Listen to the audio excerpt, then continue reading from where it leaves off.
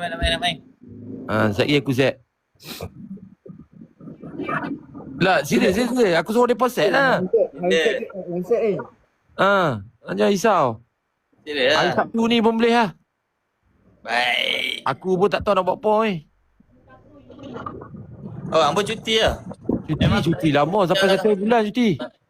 Memang tak payah buat lah. YouTube. Tak ada job tu, kena buat 15 tu. Faham? Macam aku dia ada job tu. Jangan laku kak lah. Weh, aku laku walaupun muka tak laku. Muka Kau dia laku weh. Kau laku. Sebenarnya. Perwatakan aku je yang laku. Kau dengan perwatakan lah. Orang suka tengok perangai aku lah. Okay lah. AI ya. Oish, AI ya Daripada pemain bola pergi masuk AI macam tak ada kerja. Oh. Ya lanjut. Bila nak main ni? Aku layan live orang Kadiak dengan Yak sampai 5 view. Weh, warga dia tak boleh layan weh. Tak boleh, payah. Kau jangan nak cakap lah. Aku pun takut. Mai kat depan-depan ni lah. Dia main depan. Sotoy makotoy. Sotoy makotoy.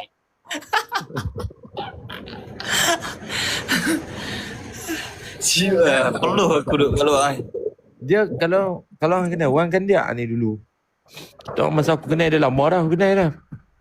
Dia dulu game lah, dia dulu main game. Dia dulu bukan main Omer man.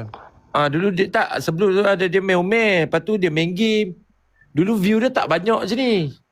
Dia main gitu-gitu, dia duduk main 1,500, 800, 1,000. Dia memang panggil itu lah. Lepas-lepas yang dia live biasa macam ni kan.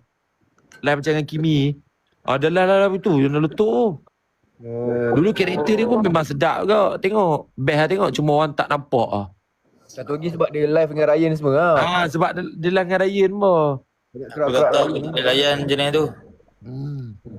Tu yang sedap orang tengok. Tapi gila babi weh, ada punya view weh. Dia macam Acap dulu lah. Acap pun sama kat lu.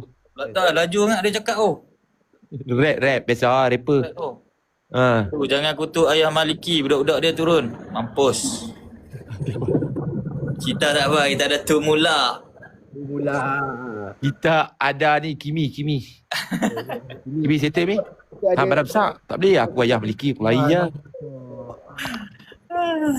Kimi.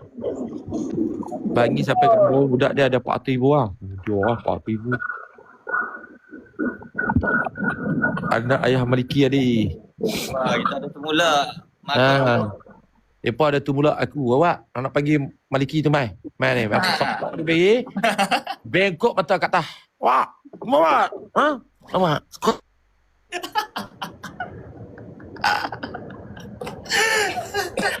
Dah ikut ni. Ikut tu lah. Ting. Tunggu sat aku nak berak sat kan. Kita mood pula. Nanti lah, Roger.